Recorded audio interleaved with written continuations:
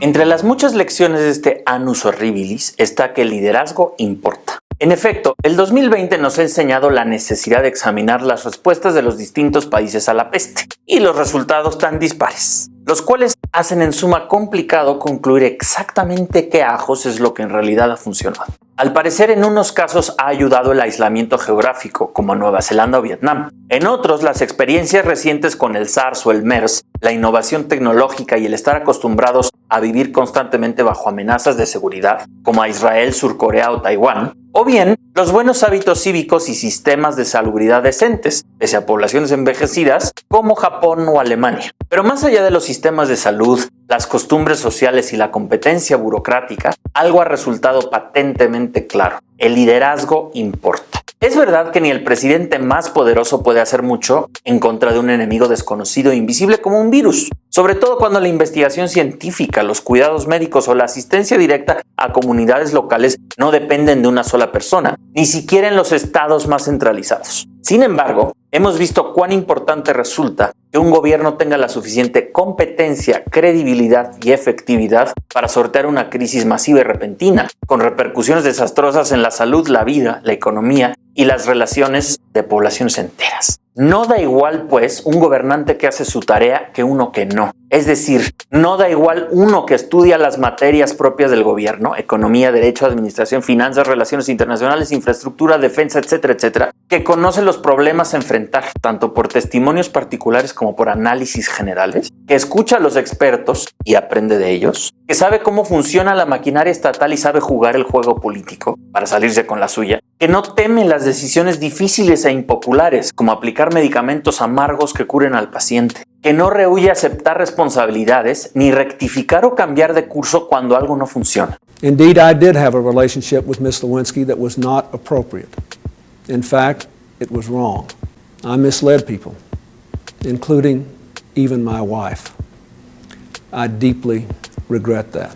Se trata de esas raras figuras despectivamente llamadas tecnócratas. Personas ñoñas y sosas. Esos personajes fríos y sin chiste que viven y respiran política 24/7, que memorizan miles de nombres y cifras, que trabajan sin cesar entre gráficas e informes, que tienen planes detallados para cada cosa, que calculan sus acciones por adelantado como si fueran ajedrecistas, que están dispuestos a sentarse a negociar con quien les insultó el día anterior con tal de obtener, digamos, su apoyo para construir 500 rampas de discapacitados o crear un programa piloto de desayunos escolares. Pero piénselo de esta manera. ¿Usted por quién preferiría ser atendido en una emergencia? ¿Por alguien antipático pero competente? ¿O por alguien simpático pero mediocre? Si cualquier persona sensata prefiere un médico o mecánico experto que cura o repara eficazmente en vez de uno meramente simpático, ¿por qué no elegimos hacia los expertos que tienen que resolver los problemas de una comunidad política? Quizá porque se suele olvidar que el poder es ante todo simbólico, que la política es antes que nada narrativa y que el liderazgo es, a fin de cuentas, empático. Símbolo, narrativa y empatía. Es decir, imaginación, emoción, intuición, pasión. En efecto, nuestras creencias y valores se hallan a menudo bastante más lejos de lo que pensamos de los cálculos racionales del tecnócrata, del utilitarismo neutro del burócrata o del complejo análisis de los expertos. ¿Qué hace sino que una banda de tela tricolor sobre el pecho de alguien o una diadema de metal brillante sobre la cabeza de otro confieran un aura de majestad, susciten obediencia y faculten para disponer de la voluntad, los bienes y hasta las vidas de otras personas, de millones incluso? No deja de ser curioso cómo las complicadas relaciones de jerarquías y cooperación, de egoísmo y altruismo de esos homínidos inteligentes que somos los humanos terminan produciendo sistemas políticos y distinciones sociales donde la facilidad de palabra de un individuo, su talento como negociador, su inteligencia práctica, su mayor riqueza, sus habilidades sociales o su falta de escrúpulos acaban convirtiéndolo en líder, es decir,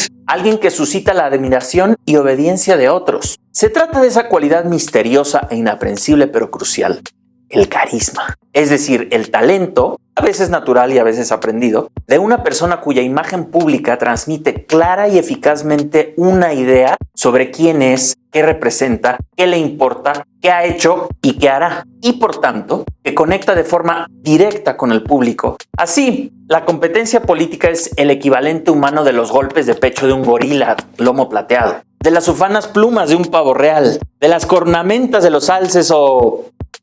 Bueno, ya ustedes me entienden. Quizá por ello es que el liderazgo carismático, tradicionalmente masculino, sea difícil de replicar para las mujeres, incluso aquellas dispuestas a participar en ambientes ultracompetitivos dominados por machos alfa. No sorprende, por tanto, que, sobre todo en nuestros tiempos hipermediatizados, lo decisivo en política sea la capacidad de hablarle de tú a tú al electorado, de conectar mediante un lenguaje cándido y directo con el público, para que éste se vea reconocido y representado en sus ideales y emociones. Porque, a diferencia del médico o del mecánico que se remiten a resolver problemas, el líder político es más bien un maestro o un terapeuta que nos invita, nos persuade y nos seduce a creer lo que nos dice sobre él, sobre nuestra sociedad y sobre nosotros mismos.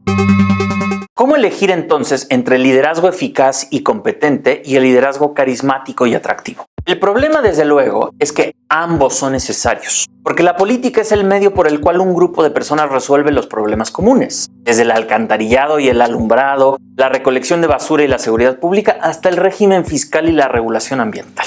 Pero la política también se encarga de inspirar, articular y transmitir el sentido por el cual una comunidad permanece junta, los valores que comparte y mediante los cuales juzga sus problemas, halla los fines que busca y ordena sus prioridades. Según una anécdota apócrifa, durante la Segunda Guerra Mundial, el primer ministro británico Winston Churchill, pese a la amenaza de que su país fuera derrotado por los nazis, se rehusó a recortar el presupuesto estatal destinado a la cultura y dedicar esos recursos a construir más tanques, aviones y municiones. Lo prioritario, sin duda, era evitar la derrota y defender a los ciudadanos británicos. Pero según Churchill, no tenía ningún caso pelear una costosa guerra en dinero y sangre sin tener claro para qué se estaba peleando. Y en efecto, sin teatros ni cines, sin museos ni estatuas, sin libros ni revistas, sin propaganda ni entretenimiento que hicieran soportables sus penurias y dieran sentido a sus sacrificios, ¿cómo hubieran podido resistir cada día y arriesgarlo todo los ciudadanos británicos de a pie?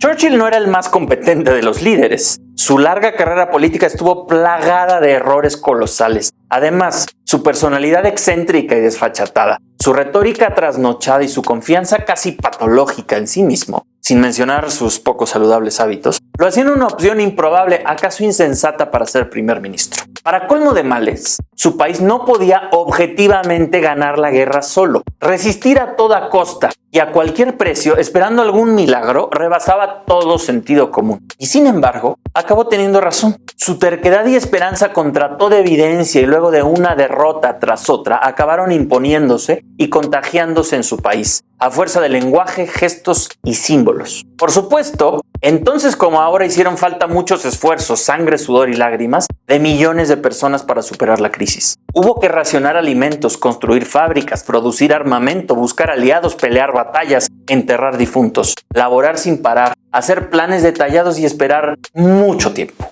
Mas al final, el trabajo incansable y el gran conocimiento de Churchill, no olvidemos que era un historiador que ganó el Premio Nobel de Literatura, su atención al consejo de los expertos y al sentir de su gente, su cuidado de los símbolos políticos lo mismo que de los detalles administrativos, su competencia tecnocrática y su carisma animal, lograron convencer afectivamente al pueblo de que la victoria era posible y resolver eficazmente los problemas que implica ganar una guerra. Porque la cultura de liderazgo importa, tanto en 1940 como en 2020.